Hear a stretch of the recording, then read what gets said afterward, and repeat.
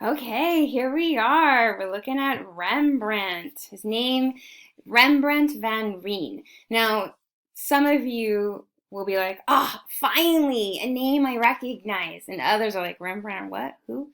Well, let me formally introduce you to him. This is the undisputed genius of the Northern Baroque, master of light and shadows. I put this in quotes. This is a quote from, I think, our textbook. It's either our textbook or the previous edition of our textbook. But this is quite a statement to make, and it's not a contested one. People across the board agree that this man was a brilliant director of light. That's how I like to think of him. Director of light. We'll get into it in more detail, but the way that Rembrandt manipulates light in his paintings is so seamless and so perfect. It's brilliant. People become obsessed with Rembrandt. Some art historians have dedicated their entire lives to studying Rembrandt. For us in this class, I'm going to introduce you to Rembrandt, but we're not going to get into the details of the minutiae. If you want to know more, you can always email me. One of the reasons why people are obsessed with Rembrandt is because he did so many self-portraits. And we're going to look at one together in class. And I'll talk about them in more detail later. But these self-portraits are so personal that it's haunting. Before we get to his self-portraits, he also did portraiture. Like this. This is our first artwork by Rembrandt. This is called The Anatomy Lesson of Dr. Tulp. Now here we have, very similar to what we saw with Frans Hals, a group of men who have gathered in an activity. That activity is that they are all students of this man, Dr. Tulp.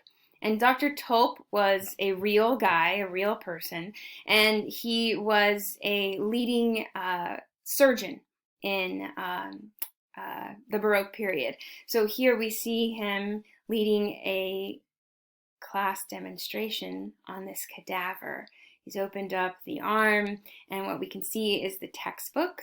You see the textbook right there? Textbook is out. We have some students writing notes, and they're all gathered around in this demonstration. Now, these men have all paid to be in this portrait. Just like we saw with Frans Hals, each individual will pay a portion of the artist fee to be included in the group portrait. And then Frans Hals did specific studies of each individual, places them into a scene. The scene Rembrandt chose to do is in the middle of a class or in the middle of a lesson. These men with Dr. Tulp, they are all physicians, but they are here to have a more specific training in surgery. And they're looking at Dr. Tulp, who is the authority. Oh, isn't that cool? I know, right? So Dr. Tulp's in the middle of his lesson. He's not looking at us. And then if we were to walk around, we would see them in various states of attention, various states of learning, right? So like this guy here, he's looking very closely, leaning over the dead body to look at the arm. This guy is listening to Dr. Tulp. Oh, Dr. Tulp's mouth open. Sound coming out. Okay. This guy is looking at Dr. Tulp in his demonstration. This guy here is looking at his notes and maybe he's a little confused, a little lost. I don't know. This guy, he's just looking at us. This guy's turning his attention over here. What? Maybe this guy. Maybe he's looking across at the textbook? There's the textbook right there. Oh, interesting. What we have is exactly the kind of faces I see when I'm in the classroom with you. Some of you are looking at your notes, some of you are looking at the picture, some of you are looking at the teacher, some of you are just kind of in your own little world. So Rembrandt, doing that idea of the good, the bad, the boring, he's livening up this scene, right? He's also using the roughs as a way to distinguish or differentiate each of the figures. But think about this in terms of composition. Similar to Hals, he's placed them in the act of doing something. Different from Frans Hals, he has placed the figures not along a horizontal line. Remember, Frans Hals had them on a table. No. That's not what Rembrandt's doing. Instead, he places the horizontal at an angle.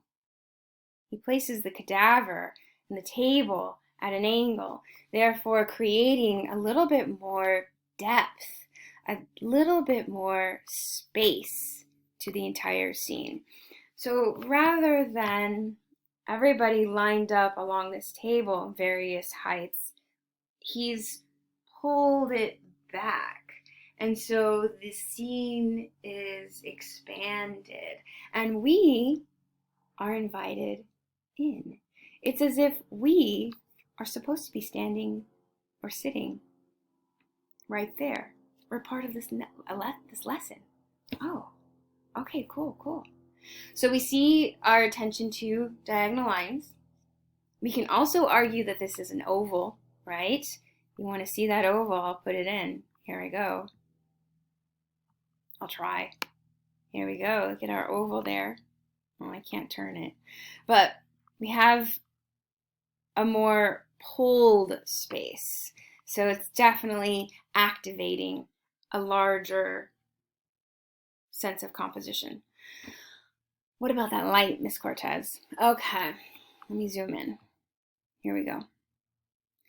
I said that he's a director of light, and what I mean is that he almost makes light behave in specific ways where he is saying, I want you to come here, but I don't want you to come down here. How can I show you in this? Okay, with this painting, we see there's a light source somewhere up here, right? And it's shining down in this bright figure. And we have lots of murkiness around. Tenebrism! Ah, Baroque. Yep. Okay, so we got the light source coming from over here. Now, as a light source, then you would expect to have highlights, midtones, shadows. When we look at this detail here, we see our highlights, we see our midtones, and we see our shadows. But we also see the light behaving in such a way that it highlights and ignores other elements. When we look at Dr. Tulp, the light is shining down brightly on his hand. That makes sense. But it should then also be shining brightly on his shirt. And it's not.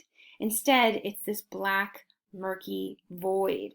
Instead, it creates this black void for us to see his hands. The tools of a surgeon are their fingers, their hands. And so by saying, I want the light to come and hit this hand, but not the chest, it's so subtle and yet so brilliant. Notice how he's also given that light, a full light on Dr. Tulp's face.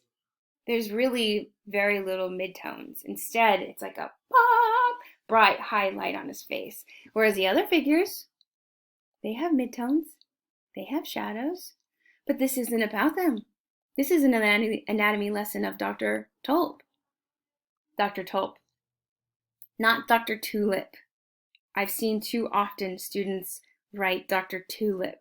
Yes, tulips come from the Netherlands, but he's not Dr. Tulip. He's Dr. Tulp. This direction of light, the sense of space, the attention to composition. These are reasons why Rembrandt is so good. And I can't resist making a joke. Is this geography? Dude, this isn't geography. Look at, he's lost. Also, look at this one. I know. Okay, but going back to it. let's think about some of the vocabulary words we can apply to this painting. Okay, in terms of composition, we have our diagonal lines.